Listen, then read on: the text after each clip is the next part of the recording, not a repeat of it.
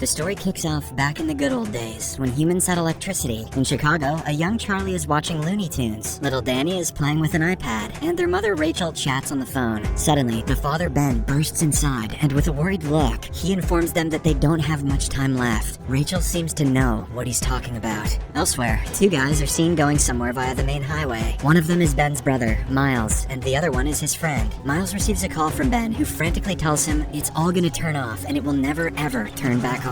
Confused, Miles asks his brother to explain calmly, but just then, his phone gets switched off. At the same time, his friend's smartphone also blanks out automatically. On the other hand, as lights begin to flicker, Ben checks his laptop, which says downloading files. Just in time, it hits 100%, after which he pulls a USB plug from the laptop and slips it into a metallic triangular locket-like thing. On the highway, Miles and his friends step off of their stalled car to witness a stream of headlights flickering off, one car at a time. Planes start crashing here and there, transformers explode and catch fire, and even the iconic Willis Tower goes pitch black. We are then shown an aerial view of the globe, which shows that lights are going out everywhere. It starts in the northeast corner of the US and spreads west and southward. The world is falling into chaos. Guess it's time to bust out the old playing cards and books by candlelight, a fate which Gen Z views as worse than death. Then we hear a narration which informs us that 15 years have passed since that fateful day. After the blackout, nothing worked. All electronic items were rendered useless, and not only that, car engines, jet turbines, and even small batteries became defunct. This created a chain of events that caused mass casualties, sickness without medicine, fires without fire truck, food without factories. Soon governments fell, and militias started rising. After the blackout, the United States was divided into 6 parts: the Monroe Republic, the Georgia Federation, the Plains Nation, Texas, the California Commonwealth, and the Wasteland. Due to the terrorizing state of the cities, most people have left for other safer places. Ben and his family are among those, as they have relocated to the countryside. It is a peaceful colony in the Monroe Republic, where a few hundred people have settled. It is revealed that Ben's wife Rachel passed away a few years ago, and now he is dating a British medical doctor named Maggie. The children, Danny and Charlie, are also grown up now, but Danny is vulnerable to being alone as he has severe asthma. One day, as Charlie is out in the forest with her brother, she finds an abandoned RV. Curious, she gets inside and finds a mini fridge that reminds her of something. Minutes after the blackout, her parents let her eat all the ice cream that was melting, because that would be the last ice cream she ever had. A few days later, as Charlie is out on one of her usual expeditions in the forest, the main military force of the Monroe Republic, the Monroe Militia, barges into the colony. The militia have the Monroe Republic symbol branded on their wrist to identify them as simps for Maryland.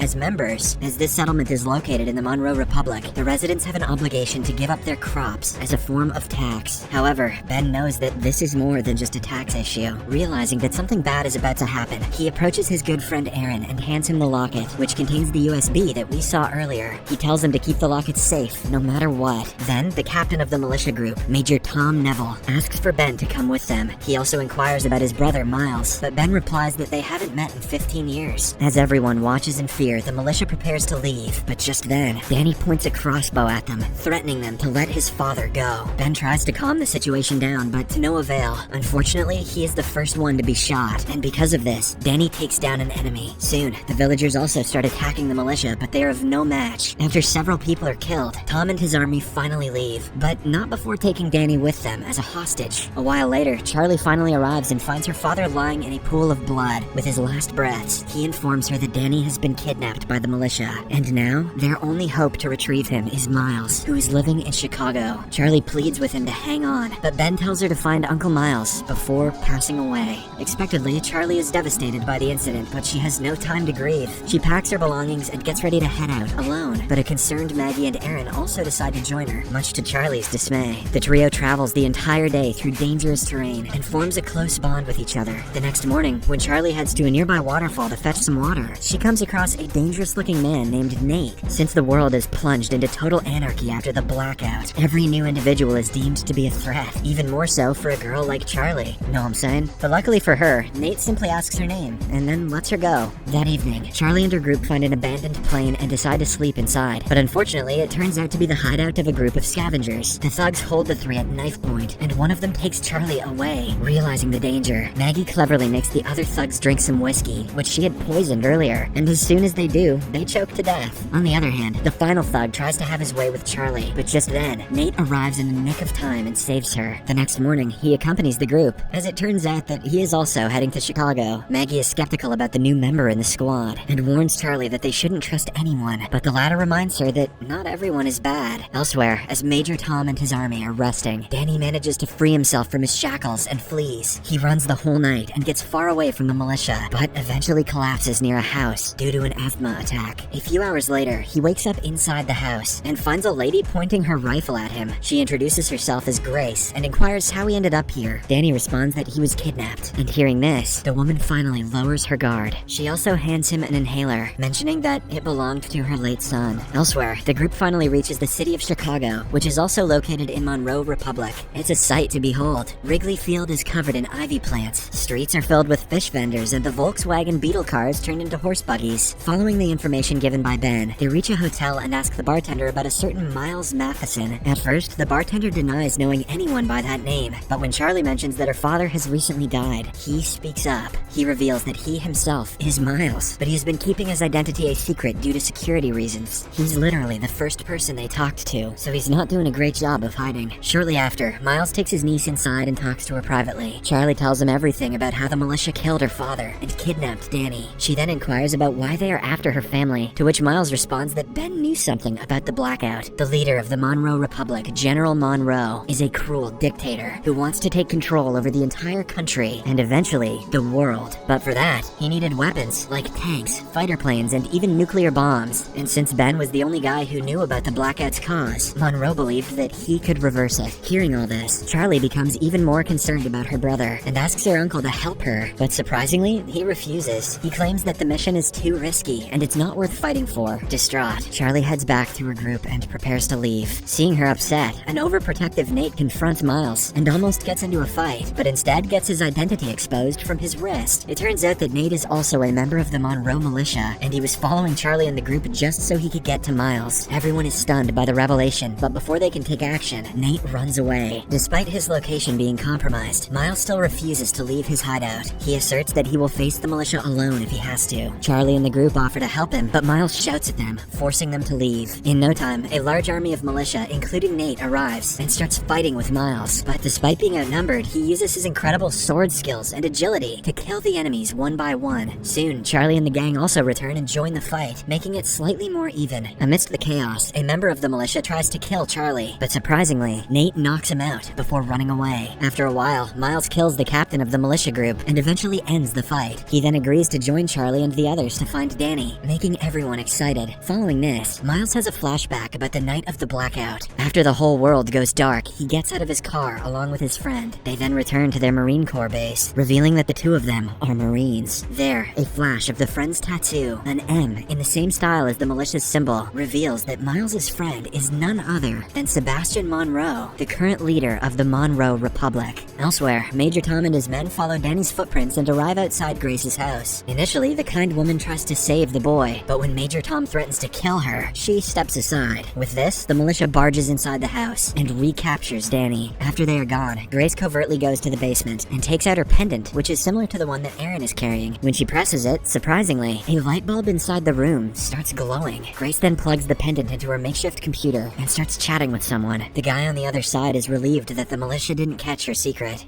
Elsewhere, Miles leads the group to a tavern. He is looking for a former associate named Nora, who supposedly is a master in creating explosives. Miles tells Charlie that if they are to rescue Danny, they will need a skilled fighter like Nora. At the tavern, he is suddenly attacked by a few bounty hunters, but once again, he comes out on top. He then chokes one of the men and forces him to reveal Nora's location. It turns out that she has been apprehended by the militia and is currently working as a slave. At night, Miles decides to go on the journey alone, claiming that it is too dangerous. He then tells the rest of the group to meet in exactly 2 weeks in Lowell, Indiana. However, the next morning, when Maggie and Aaron wake up, they find out that the stubborn Charlie has also left, much to their annoyance. Left with no other options, Aaron finally shows Maggie the pendant that Ben gave him. He also reveals that Ben instructed him to meet a woman called Grace in Grant Park, Illinois. Although the two are still worried about Charlie, they assume that she will be fine and instead head to Grant Park to find Grace. Along the way, the two talk about how Grace could be the key in restoring energy back to the Earth, and they get excited. On the other hand, as Major Tom is leading his army back to their base, a gunshot is heard. Hence, he changes course and follows the sound until he reaches a small house. It turns out that in this Monroe republic, civilians can't own guns and ammunition. This is the reason why everybody uses crossbows and other short-range weapons. To make a statement, Major Tom threatens the owner of the house to give up all of his weapons. Realizing that he will be killed anyway, the man shoots one of Tom's men before getting shot himself. As all of this transpires, a terrified Danny looks on. At the militia's base, we are formally introduced to General Monroe. He is the main evil behind all this cruelty and is longing for world domination. Monroe interrogates a civilian about the shortage of weapons, but when the scared man doesn't answer, he brutally finishes him off. Later, he enters a room and approaches one of his workers. She is revealed to be Ben's wife, Rachel, who is assumed by everyone to be dead. Monroe breaks the news that Ben has passed away, and hearing this, Rachel gets visibly upset. Meanwhile, Charlie travels the whole day in the forest and eventually finds her uncle. As expected, Miles is angry at her for disobeying his orders, but when Charlie mentions that her brother is prone to asthma attacks, he calms down. Soon, the two come across a large number of slaves, who are apparently transporting a helicopter. It turns out that General Monroe is so sure that the energy will return someday that he has already started preparing himself for world domination. Among the slaves is also Nora, but saving her will be difficult as there are several guards, one of whom is carrying a sniper rifle. Despite the risks, Miles is adamant on saving his friend. He waits until the night and sets his plan in motion. At first, he creates a distraction and lures away the guards. Then, he sneaks near the slaves and eventually frees Nora. But, to his dismay, he learns that Nora had voluntarily become a slave, as she wanted to steal the sniper rifle. Snipers are an extremely rare weapon in this world. After a bit of catching up, Miles tells Nora that he needs her help in rescuing his nephew. She immediately agrees, but in return, asks his help to retrieve the sniper rifle. Miles is reluctant, but he has no choice but to agree. After a while, the three head to a nearby hut and start planning. Using gunpowder, Nora makes a makeshift weapon, which will be used to kill the guard with the sniper. However, the problem is that the weapon will be effective only from a few meters. This means that someone will have to approach the guard and shoot him. Miles and Nora will easily be detected, and that leaves Charlie as the only viable option. Before leaving, Miles assures her that they will take out the rest of the guards as soon as she makes the kill. Shortly after, Charlie hides the weapon inside her sleeves, pretends to be a lost traveler, and approaches the guards. She then gets near the guard with the sniper and takes him out immediately. And before the other guards can do anything, Miles and Nora ambush them and finish them off. After the altercation, as the slaves are being freed, Nora reveals that she stole the sniper for the rebels, a bunch of patriotic folks who want to liberate the country from the militia. At Grant Park, as Grace is typing on her computer, someone barges inside her house and confronts her. He also has a locket like hers, which is releasing energy into his taser stick. On the other hand, Miles tries his best to convince Nora to leave the rebel gang, but she refuses. Here, it is revealed that the two were a couple once, but had to break up after the blackout. I guess not being able to scroll their socials during dates made them realize they didn't like each other. Shortly after, they arrive at a rebel base, which is ironically led by a holy pastor. The pastor is happy that Nora brought the sniper, but shares the bad news that their army has just been ambushed. When the group gets inside the base, they find several men, either dead or severely injured. The pastor also reveals that one of the men is missing, and hearing this, Miles tells everyone to leave the place immediately. He believes that the militia is interrogating their man, and it is only a matter of time before their location is compromised. Nora agrees, but asks for 30 minutes, as they have to patch up the wounded men. Unfortunately, their decision turns out to be fatal, as after just a few minutes, the militia, led by Captain Adam, shows up.